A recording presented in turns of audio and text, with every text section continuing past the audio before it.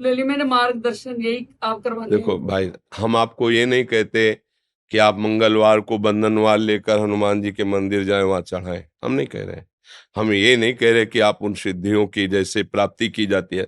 हमारे लाला हैं, खवाओ पिलाओ दुलार करो।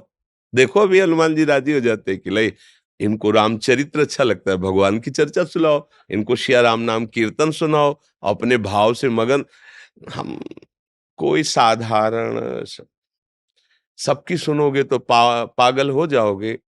कोई तो कुछ कहेगा, कोई तुम कंठी बांधे हो, सुहागवती होके कंठी बांधे हो। ये तो विधवा बांधती हैं किसी ऐसे माता बहन को। तुम तिलक लगाए हो, सुहागवती होके तिलक लगाए हो। अब क्या उत्तर उनको बताओ कि असली सुहाग तो यही है जो माताएं मंगलसूत्र नहीं जैसे धारण करती, ऐसे ये कंठी हमारे लिए हरि की प्रति मंगलसूत्र है। तिलक ये जो ये सुहाग भरे हैं, हम हरि के हैं। अब ये बातें अध्यात्म और भाव की जगत में जो व्यवहार में वो नहीं समझेंगे, नहीं मानेंगे। हमें उनकी बात नहीं सुननी, हमें अपने भाव से। कर्माबाई जी रोज खिचड़ी 3 बजे बनाकर जगन्नाथ जी को अपने हाथ से पवाती। पहला काम था उठकर खिचड़ी बनाना और प्रभु को पवाना।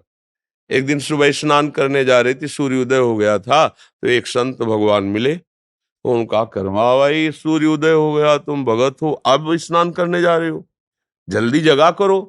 तो उनका जग तो बहुत जल्दी गई थी, पर वो खिचड़ी बनाई, ठाकुर जी को भोग बनाया और पवाया, फिर स्नान कर। अरे कितना बड़ा अपराध कर रहे हो तुम, ठाकुर जी को बिना स्नान किए भोग बना, ये तो घोर अपराध है। अच्छा महाराज, पहले स्नान फिर तिलक फिर ऐसा जो नियम है। खिचड़ी बनाई, लगभग सुबह होने जा, बुलाया, ठाकुर जी आए, एक कौल पाया, उधर पर्दा हटने वाला था, अंतर्ध्यान होके वहां पहुंच गए, खिचड़ी लगी थी मुख में। तो उनका जय जय, अभी तो पर्दा खुला है, भोग तो पधरा नहीं आपके मुख में। तो उनका एक महात्मा ने ना, बड़ा नियम कानून वाला है, समझा दिया हमारी कर्माबाई को। अब वो स्नान आदि करने में विलंब करके, वो वैसे मैं रोज जाता था पाता, तो आज एक ही कौल पाया और भाग आया, आचमन भी नहीं कर पाए। तो तुम ऐसा है उन माता जी को बता दो जाके कि जो जैसी भावना से चलता मैं वैसे ही मिलता हूँ। ये था माम प्रपद्यन्ते तास्तते हुआ। वो संत जी अपनी भावना से नियम से चले, उनसे कह दो सुबह जैसे करती थी वैसे करके मुझे भोग लगाए। समझ रहे हो ना, अपने प्रभु हैं, अपने लाडले हैं। हमको इस जन्म में भगवत प्राप्ति करनी है। भक्त का चरण आश्रय लेकर भगवान का चरण आश्रय, ये दो ही प्रकार हैं जिनसे भगवान की प्राप्ति होती है।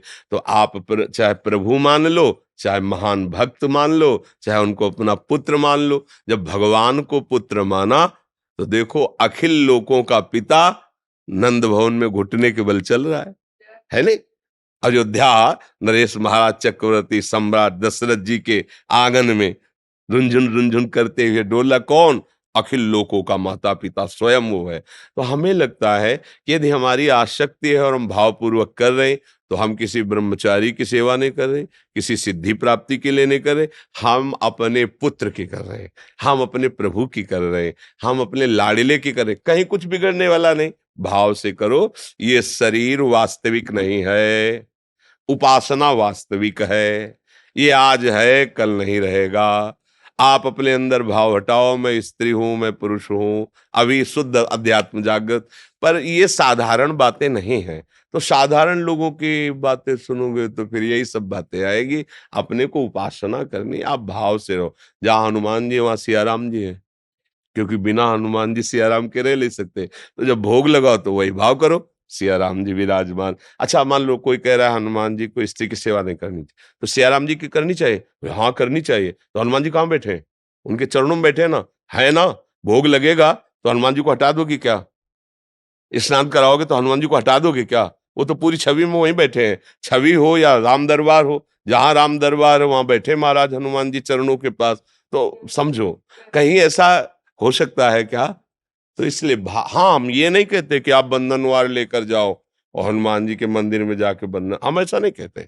हम अपने भाव की बात, जो वहां सिद्धांत की बात आएगी तो अलग चल। सिद्धांत नियम कानून एक अलग है और प्रेम का कानून अलग है। प्रेम का एक स्वतंत्र कानून होता है और कोई कानून मानता ही नहीं। न लाज तीन लोकन की, न वेद को कहो करे, न शंख भूत प्रेत की, न देव जच्छ ते डरे, सुने न कान और की।